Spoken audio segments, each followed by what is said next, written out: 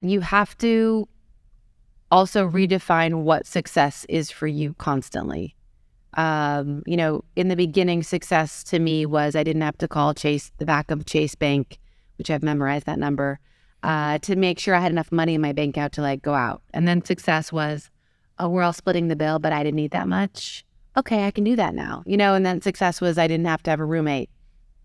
And so I think as your career grows, your ideas of what success is. So success is now I get to bring my baby being watched there. I get to come and do events like this. My team's taking care of stuff so that, I can do this. Yeah. And it's not, yes, money makes life easier, but like don't have your goal be that. Your goal should be whatever you love to do, doing that the best and the reward for that. And just constantly sort of check in and say, what is success to me now?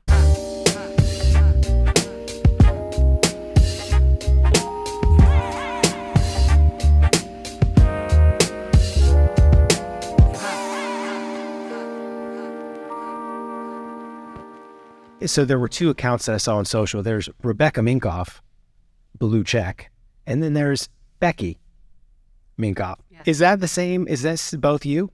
Yeah. So what I decided to do is once the acquisition happened in February, I realized that at some point, and I'm very happy, and I plan to stay with the brand a long time, but at some point there might be Well things. said. It's true. I'm not being paid to say that. There are going to be things that I want to talk about that might not be brand relevant or right, And so how do I begin to craft an identity as just me, or is it appropriate to see my kids on my feed when that has nothing to do with a handbag? Yeah. So there's a level of, we're selling you a luxury product. Your experience when you come to our social should be that similar. Yeah. And yes, on stories, you can see a glimpse into the personal, but maybe I want to show more. And so I decided to launch kind of another channel for that. So if you want to see a little bit more behind the scenes or just me and not models or my kids, like that's that arena. That's super cool. And it's like, did you talk to anybody like what to do? Or you just go, I'm just going to do this. And you just had your own idea and just started doing it. My brother and I would go head to head when we were still working together on it. He was like, no, don't do it. What if we're promoting yellow and then you're wearing black? That's confusing for the customer. And so once we stopped working together, after the acquisition, I was like, I don't care if I'm wearing black and they're talking about yellow, like I'm also a real person. Yeah. And so it's not just only about what the brand is doing. Some people want the glimpse of the real life and not too real, right? There's a line in which I will never cross. But I think that I decided, let me just see what happens here. Yeah. And there's no blue check mark on that one yet. Well, you just made me realize that I need to reach out to my friend and get the blue check mark. Yeah. Well, so there's a couple of things that I think are really interesting to kind of maybe dive in a little deeper. And one of them is you were in business with your brother. Being in business with people, period, is one thing. Being in business with your family is probably different. So I want to talk about that. Yeah. And then I definitely want to talk about identity. I like what some of the things that you're saying about, seeing yourself as a part from the part of the brand and stuff like that. Some of the things as a person that you've gone through. And then I'd like to talk a little bit about just how you build teams and specific partnerships, and then maybe timing. Okay. So what in the world is it like to do business with a family member, to be in business with a family member, especially one that funded stuff? Yes.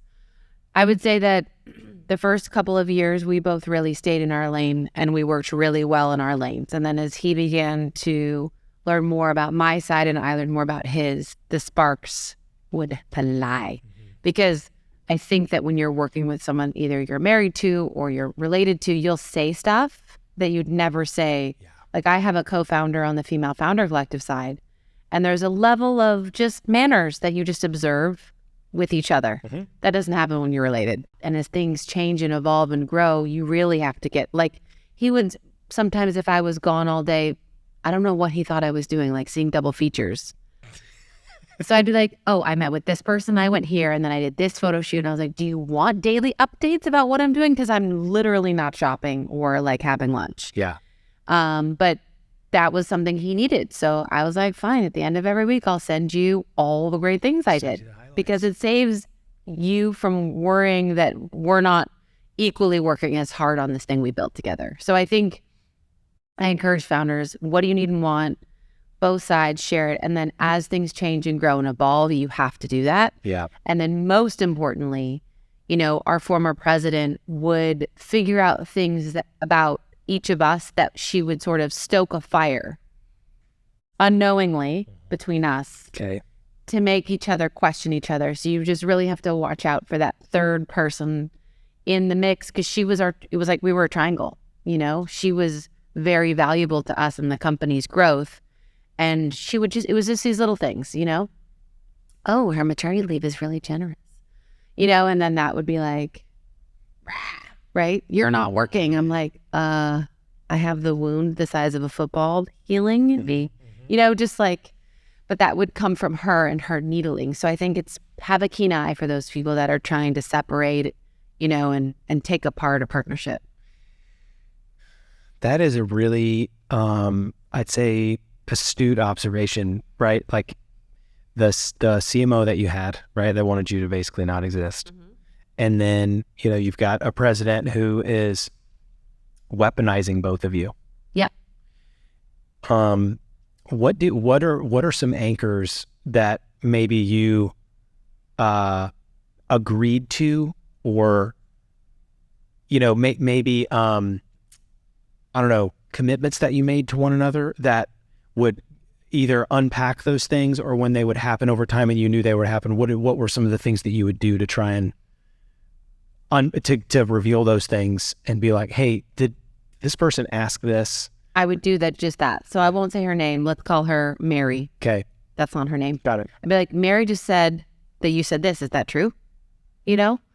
I encourage you, not that I'm the prime example, to do it not over text or the phone, like look them in the eye, or I heard that you thought blah, really confronting the person in person, mm-hmm. in a non-confrontational way, because you don't know if it's true. Mm-hmm. It could have just been the rumor monger. Mm-hmm. But I think it's uncomfortable, but you have to do it, because then you get the real story and you usually resolve it so much more quickly. Yeah, the context matters, because it's like, I did say that.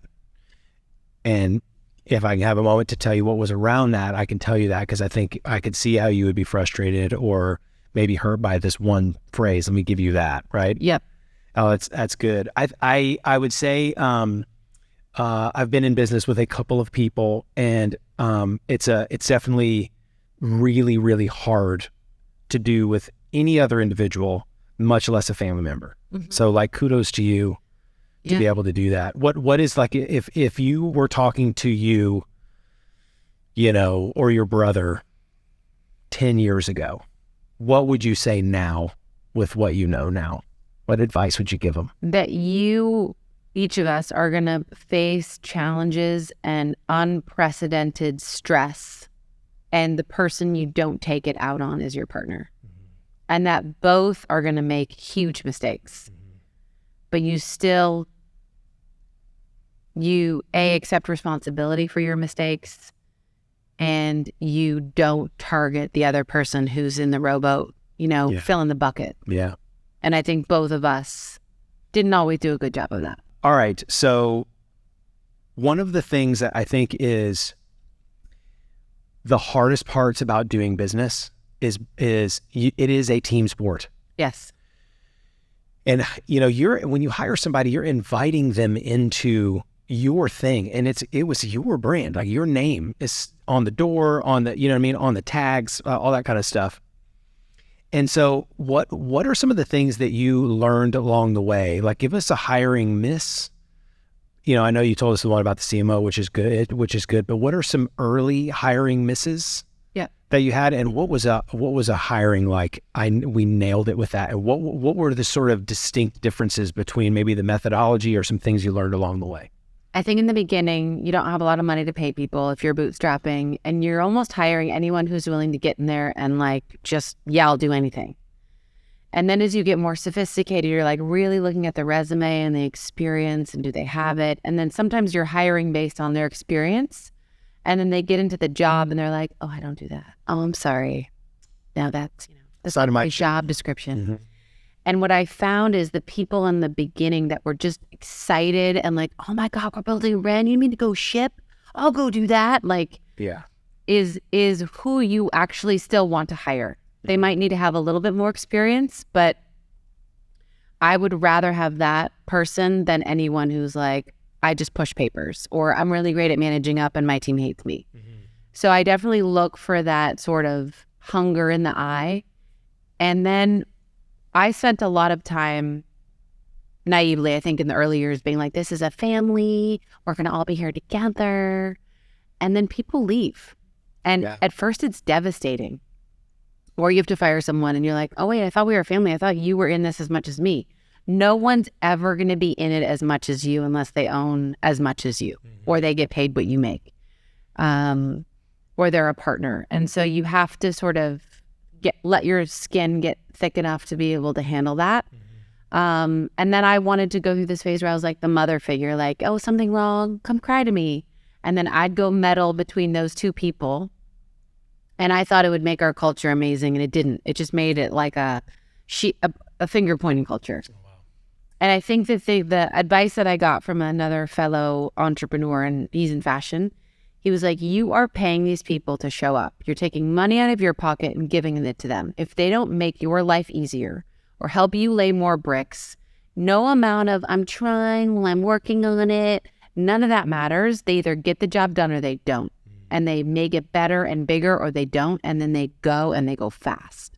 And ever since I listened to him, the people need it too. We can't be this coddle culture of quietly quitting or quietly resigning or I can't work hard. So I think that a little bit of the tough love approach, like, you're not going to get your job done? Okay, well, I got to find someone that will. Yeah. I'm going to try and help you, but that's it. It's not this coddling. Be your mom for that. Yeah. Not at work. That's a huge one to learn. It's like, you want people in the foxhole with you, right? And you definitely don't want anybody shooting each other. Just let's get ourselves focused in the right area. Yeah. And then when people do come to me, well, she said this, I'm like, have you tried talking to them about it? Like, I'm happy to step in, but like, that doesn't necessarily help. And I stepped in over the summer on something, and it was like, it didn't end well. Someone was like, oh, you tell her everything. You're a tattletale. I was like, what are we, 2? Yeah. Well, I think there are some people that struggle with which age they're supposed to act at work. There are some people that struggle with that. Well, as it relates to, I think that the theme that I've seen with you, and just in like the Cliff Notes version of your story that we've gotten, you seem to have a knack with showing up on time and on brand or on point. And is it really as easy as it looks for you to show up? And like even one of the things you said earlier, like how you knew, this summer the color is going to be red. Where does that come from? And how do you, is that your superpower? Couple things. I want to add one thing about the teams. Sure. I like to treat people as entrepreneurs within their zone. So I don't believe there's a box that they get to live in. I believe that if they have a great idea and they want to expand, that should be encouraged. And I think the pandemic took me from someone who was, what are they doing all day? Oh, they're on Facebook. Oh, as I walk by, they're working on their resume, or they can't work from home. No one can work from home. To being like, either you sink or swim. It's really clear now. Yeah. And I think that that's where we saw the culture of our company really become the most solid. Was you're an entrepreneur in this zone, have great ideas, take risks. You mess up, okay, you messed up. Mm-hmm. But at least you were thinking about something versus phoning it in. Oh, that's good. I mean, that's somebody who's bought in for sure, right? If they're going to apply themselves in that way, yeah, they're bought in. Yeah. All right. So the timing thing. I think some of it, especially with the design side of things, is the word like this collective unconsciousness, where you're just tapping into something, because it's eerie how so many designers can all pursue the same thing. So this season, denim, a lot of denim bags, a lot of heart-shaped bags, and we're all doing it at the same time. So I think we tap into something that's, whether it's we're all seeing the same fabric at the fabric show, or there's a TV show that, you're unconsciously pulling in data, and sometimes you all hit it at the same time. I don't have another explanation, or you're watching trends in a way that you go, okay, this is happening in this small little subset that is leading culture, and it's going to hit the mainstream in a year or two. Okay. So if I do what they're doing now, that's way too far out for most people to even think of dressing and looking like. In a year from now, everyone will want to look that way. And so then it gives you time to actually design, manufacture, distribute, all of those things, to do it on time. Yeah, like this whole 90s thing, which just scares me, really. Yeah, a it's lot. Wild.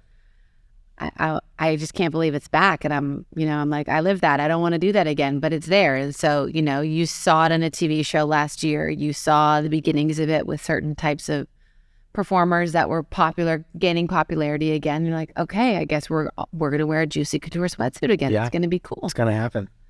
As far as the other timing, business-wise, technology-wise, again, I credit my brother with a lot of the technological advancements, but I think, again, it's watching, reading, and learning. So maybe 10 years ago, he was like, it's not just all about fashion. Like, you have to be reading business articles and news articles and tech. And I was really offended. I was like, but this is my craft. This is what I want to spend my time doing. But I had to broaden my horizon. So, when I went to the airport and said I picked up a Forbes instead of a Vogue, right? And I began my journey on understanding that language. And that's the only reason why we could do Web3 and NFTs and, our partnership with Roblox coming up is because I'm seeing, okay, that customer's 13, but she's got a lot of mommy's money and she wants to look really cute on Roblox. And so it's like, how do you sort of make those worlds come together? I wanted to ask you that because I wanted to know, is it a superpower or is it something that is learned? And it's learned. And that, I would say, is it's really what one of my mentors would say to me is like, you're not learning if you're not teaching. And so there's this thing that I've really enjoyed hearing you talk about. Hey, I've mentored this person, I've mentored that person. What has maybe evolved in you of what may have felt like a superpower or an instinct or something like that? What as you've been teaching and mentoring, what are some things that you're like, I have recognized I've mastered this thing now? I think that in the beginning there was this innate sense of it wasn't innate. I think it was a communications course I took, but it was like, if I can reach a quantity of people. I'll never forget when I first had 3 pieces in a consignment store and I made postcards and I went out to Union Square and I passed them out directing people to go to that store. And I was like, this has got to work. And it did. And I was like, all right, I got a ratio. 1,000 postcards equals 1 blouse sold. Wow. Or I would say I sent out 1,000 lookbooks, 2 boutiques called. And I just remember graphing these ratios and figuring out what those were because it allowed me to feel like I was able to be cause over it versus just, I did all this stuff but nothing happened. For it, yeah. So I think that when I talk to a lot of these young brands, the common theme is, how do I sell my company? How do I raise a lot of money? I'm like, do you even have product market fit? Like, here are 5 low-hanging fruits. You can get started an ambassador program free. Get the coolest lady in town to host a Tupperware party for your product. Live in your DMs and find out who your most loyal customers are and send them some swag if they give you 10 emails. Like, here's all this free stuff that I did in the beginning because I didn't have any money and no money was going to come. And when you don't have the money coming in or it's not coming, you get creative. And then start keeping track and see what levers you can pull because eventually you'll find a ratio of I did this and this happened, and then it can be something you can target for and not just be like throwing things in the dark. So when you're sitting here talking about ratios, you're going from sewing machine and fabric store to Excel, right? Like what did that look like? Every week I would nerd out and be like, well, this week I did 10 postcards and 2 orders or whatever it was. That's amazing. And then I would run to the garment center, But then I got an intern. I sent her to the garment center to go get the fabric, so that I could be in Union Square passing out postcards or whatever it is. And today it's obviously different, right? Where, another technology, I guess my brother was early enough was text message. So during the pandemic, we were texting people. And that is now how a lot of commerce is done. And it's far more, that's not a word, it converts far more people than most other advertising. And so you're reaching people, right? Yeah. It's amazing. I want to talk a little bit about I'm going to say partnerships, because we talked about you kind of connecting the dots, working with your family, having a co-founder, having co-ownership, things like that, having third parties come in. But as it relates to some of the partnerships, you talked about Roblox. Talk to us a little bit about how some of these partnerships emerge and some of the things that happen behind the scenes before the partnership formalized. So there are ones that you're doing to build brand awareness, and then there are ones where the synergies of the brands can help each other, and then there are ones where, I think a great example is we did something with Morgan Stanley for our last fashion show, which is why would Morgan Stanley sponsor a fashion show? They did an internal survey of these, the banker bag for men is this gym bag that symbolizes I'm going to go do my, paddle ball? Uh-huh. Is that the right? Pickleball? And then, no, it's the racquetball. Racquetball. I want to go do my racquetball in the fancy gym, and then I'm going to take my Morgan Stanley bag and go to work. And it became a symbol of this Wall Street sort of dude. But women don't want to carry that. It's really ugly. Yeah. So internally for morale, and externally, they wanted to elevate and showcase women and celebrate them. And they thought the bag is a symbol. Let's start with symbols. So they came to me. I designed a bigger version of the bag I had, which would fit a computer. And they initially purchased 300. They also sponsored our show. So for us, we got to have this gorgeous New York Fashion Week event. We got to have our bags prominently, and then they came back and said, we need 1,000 more bags. All the women at the firm want this bag. It's the most coveted item. Finally, they feel seen and heard, right? Yeah. And they said, oh, you know what? We need everything to be sustainably made. We've never done that in bags before. So I found leather where they pray over the olive trees, the leaves hit the ground. They don't hurt the olive tree in the making of the dye for the bag. And, the cows are gently slaughtered. Everything about it was environmentally friendly and sustainable. Yeah. And it pushed us as a company. So I think there was beneficial. We got great sales. The ROI on that show was bonkers as far as earned media and press. And so they were very happy, and their morale within the firm was extraordinary. And so sometimes you find these synergies that you're just never would I ever see these two things come together. And then it's my job to string that line along with Mary, a real Mary who helps you do that too. What's the most critical feedback you've ever gotten as a leader? True or false feedback? Apparent or real? Real.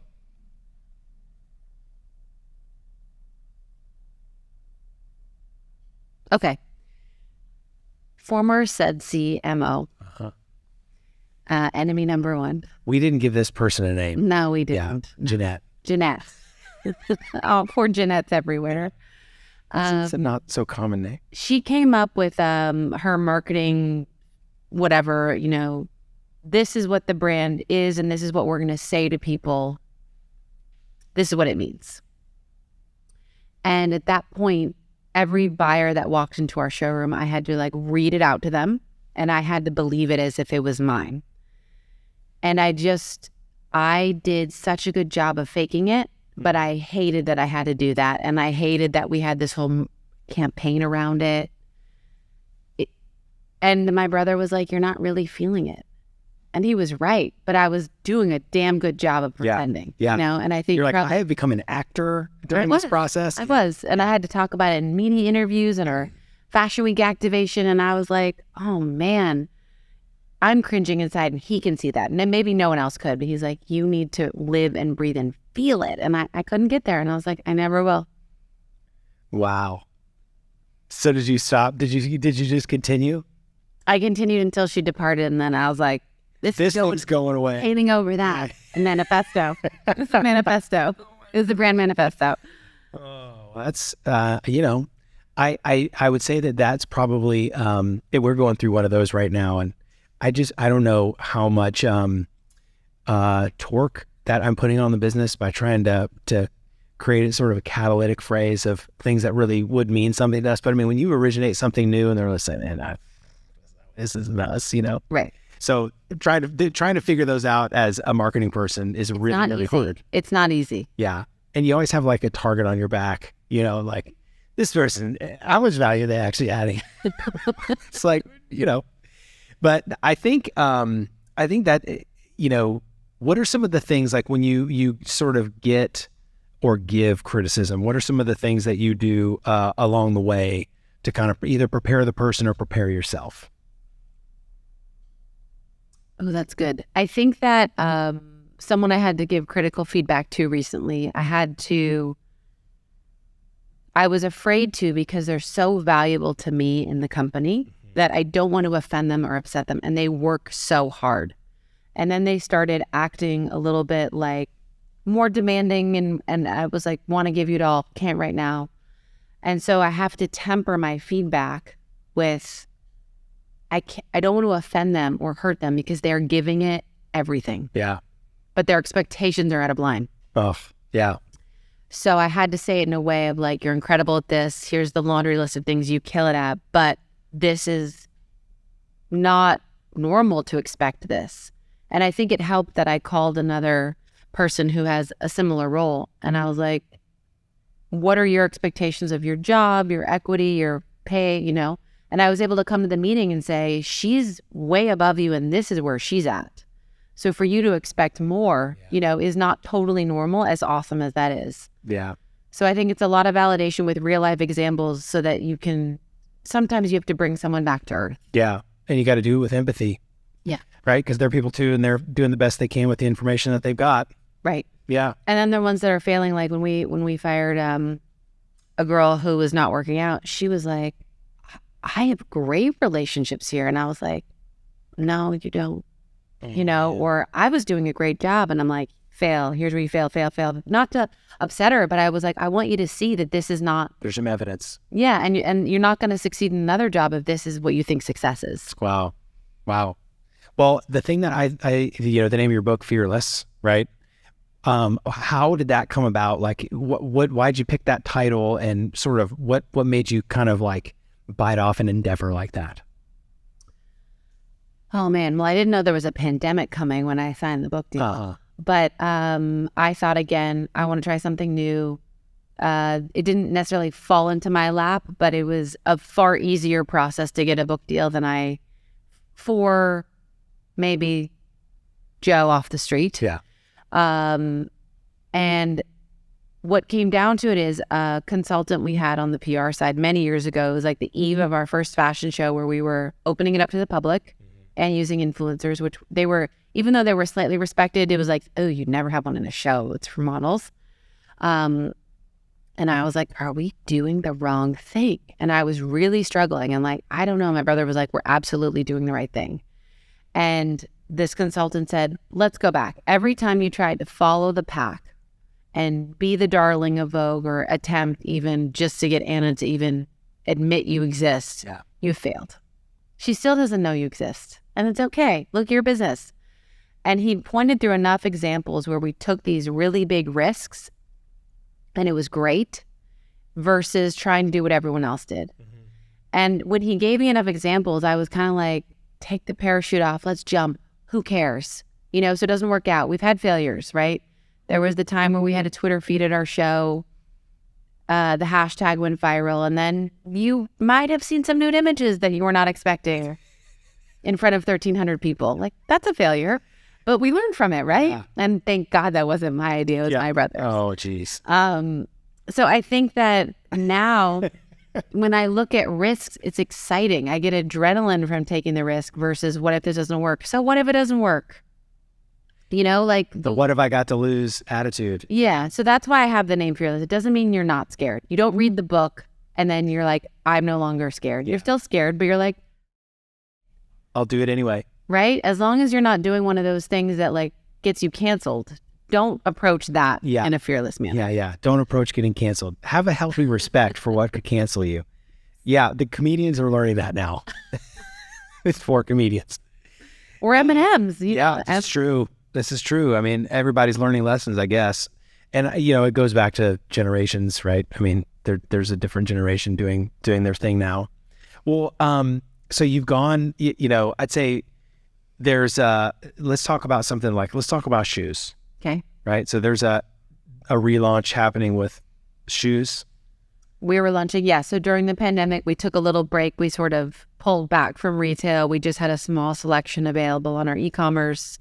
Then we had the acquisition. Then there was wonderful supply chain issues. So you name it, it's happened. And so, shoes are back. They're back.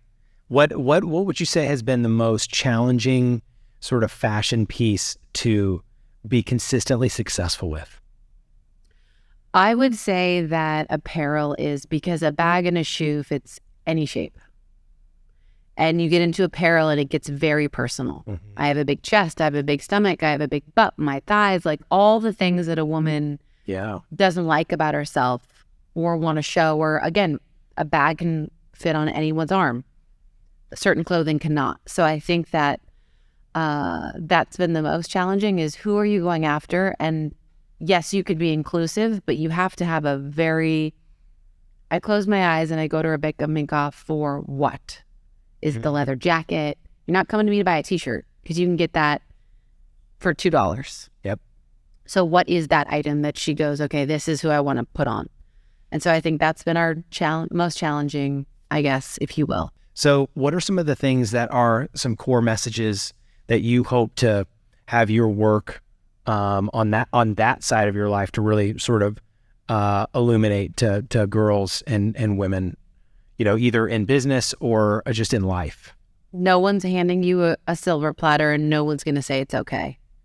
And sometimes you have to be the first, and you have to stick your neck out, and it's uncomfortable, and you have to ask for what you want.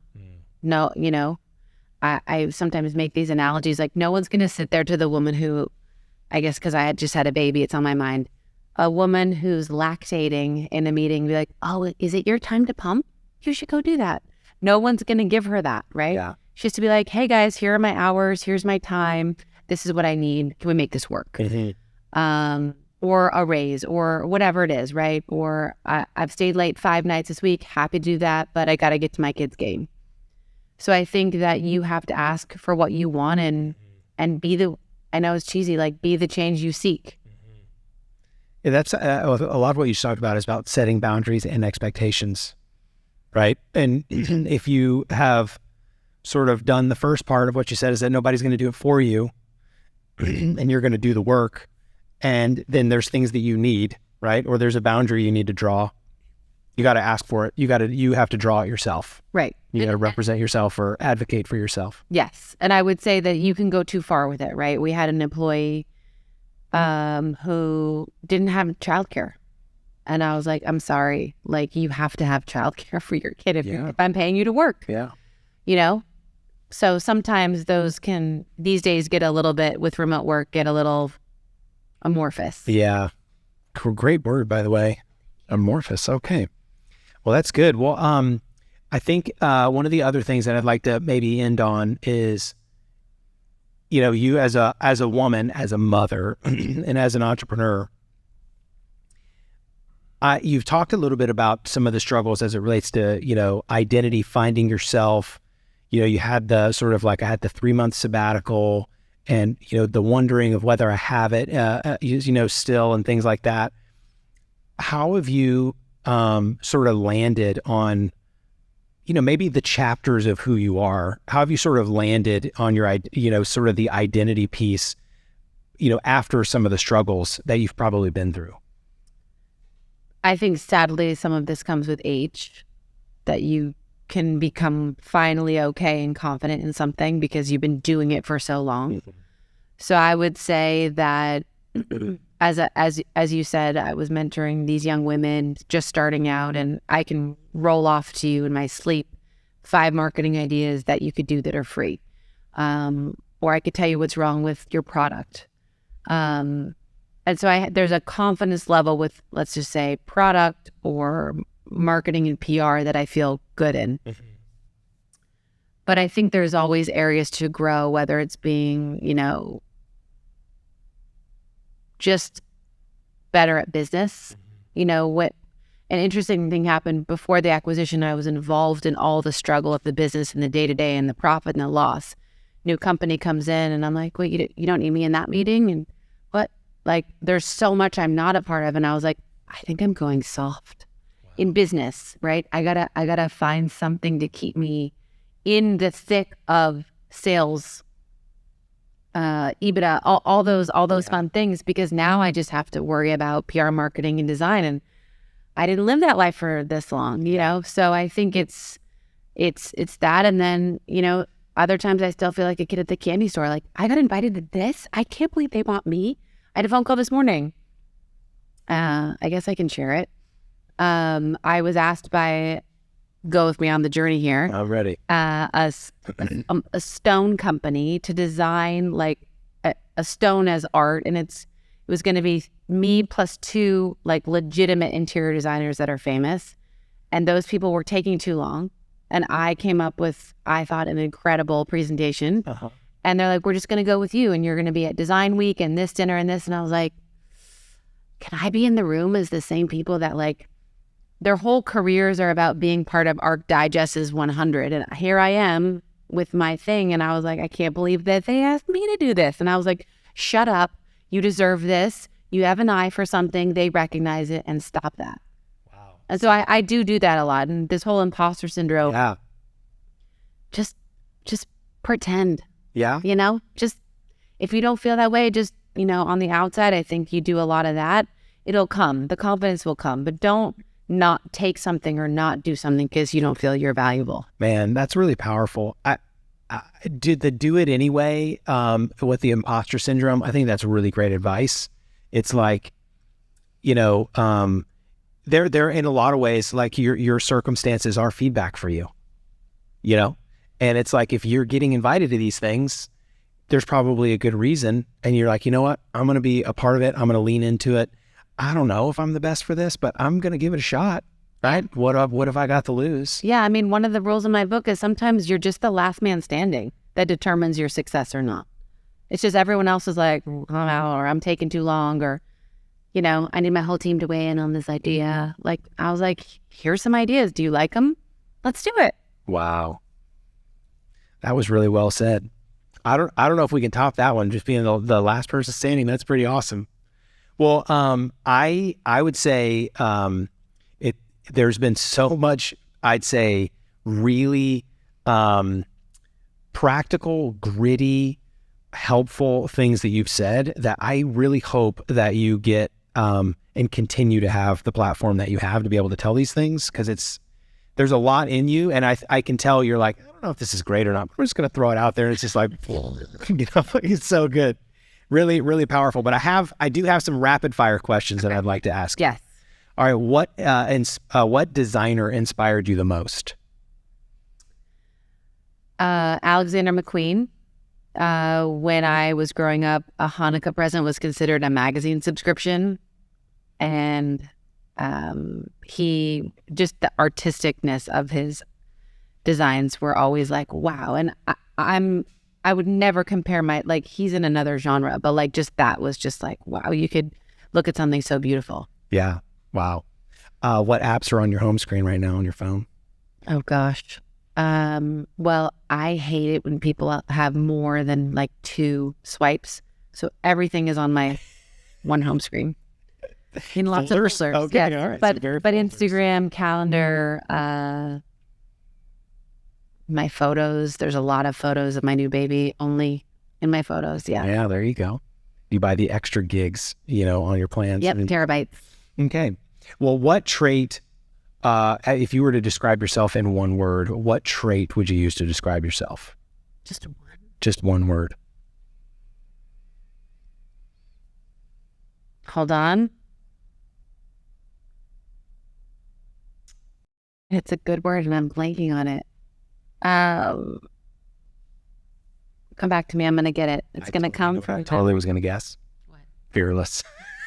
Totally thought you were going to say that. I was going to say it, but I figured that was a cop-out. I know. You're like, okay, pivot. It's another word for fearless, but I'm blanking on it. So that's I'll get it for you. Totally fine. All right. What's a guilty pleasure of yours? Gluten. That's a guilty pleasure. Okay. Just want even more guilt. Like my husband watches Below Deck. That's his guilty pleasure. And I'm like, you've lost so many points that you like that show. That is really funny. But what else? Okay, I guess this is wrong of me to say. Okay. But I don't like gossip and I don't like that. But in the fashion industry, when you get good tea, it's like, oh, damn. That's fun. So it's not the norm, but if you'll take it if you can get a really... Oh, yeah. Okay. Are you a morning person or a night owl? I am neither. I'd like to sleep till 9 and go to bed at 10. Look at that. And not watch TV at 9 a.m. Yeah, but that was like, I'm in a different phase right now. Normally, I think I used to be a night owl. Okay. And I'll get back there. Yeah. Well, all right. One new interest or hobby that you'd like to explore? Pilates. Okay. Good. I mean, I have to say the gluten answer was like really good, and then you just broke out Pilates. This is great. What's the best advice you've ever received? I think it was what I mentioned when the entrepreneur said you're paying people to show up. You don't need to you don't work for them. You're not trying to make, it was this idea that if I could make them fulfilled in all of themselves, that they would stay forever and be great. Mm-hmm. It's not my job to make you happy as a human. It'd be great if I could do that for you. Mm-hmm. But my job is to make sure that you like what you do, right? Or you come to work and you're good at it and you produce a product that is exchangeable. Mm-hmm. Everything else you have to do for yourself. Yeah. And figure out what those things are. And I think me being your therapist is not going to do that for you. Oh, that's so good. All right, which are you better at and why? Headlines or head math? Headlines. What makes you great at headlines? I think that over time I've learned just what gets eyeballs or what makes the most impact or what's interesting to people. Mm-hmm. All right. Well, and not alone either. Okay. Again, the real Mary is my partner in crime, and she and I are really great at bouncing those things off each other. So we've met Mary, Jeanette. There was a Joe in there at some point too that you threw in there. I wonder who else we met along the way. We've left so many. So good. What entrepreneur inspires you? I think, I saw Sarah Blakely on your wall, or Kendra Scott, or Jessica Alba. I think these people that literally came from nothing, like, I'm going to start a jewelry line and my little, the tweezers, or Sarah cutting off, the top of the pantyhose. I just think that the people that have come against all odds. It's awesome. It's awesome. Yeah, we have, I'd say all of our conference rooms are named after remarkable entrepreneurs. I love that. Yeah, it's pretty cool. All right. Well, what's next for Rebecca Minkoff? What's next? We have really cool activations happening this summer. Again, creative ways of partnerships that are unlocking values or KPIs that both brands need, but you might not have thought of as us together. Fashion Week, September, right around the corner. And that's all I got. What do you think is going to be the most, what is your next big surprise? I don't know it yet. I've just begun looking. Okay. It's really good. Well, I have to say, and do you go by Becky? A lot of people call me Becky. Call you Becky. Yeah. All right, good. You know what I say is I have opportunity tentacles. There's these feelers like amoebas out at all times. Yeah. So sometimes when I'm focused, those are not on a new project. But the minute I'm done, whatever, my next thing, they go up. And it's just just keeping your eye open for all sorts of things and being open to it and how you could make those things work. And some of the best things that have happened have been because of that. Man. Well, congratulations in all your success, being a wife and a mother and a fashion icon and author and all the other things that I'm probably not mentioning that you probably are and do as brilliant marketer, PR person, all of those things.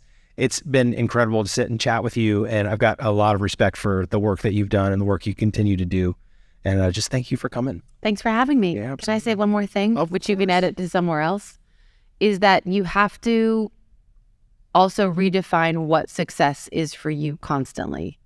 In the beginning, success to me was I didn't have to call Chase, the back of Chase Bank, which I've memorized that number, to make sure I had enough money in my bank account to go out. And then success was, oh, we're all splitting the bill, but I didn't need that much.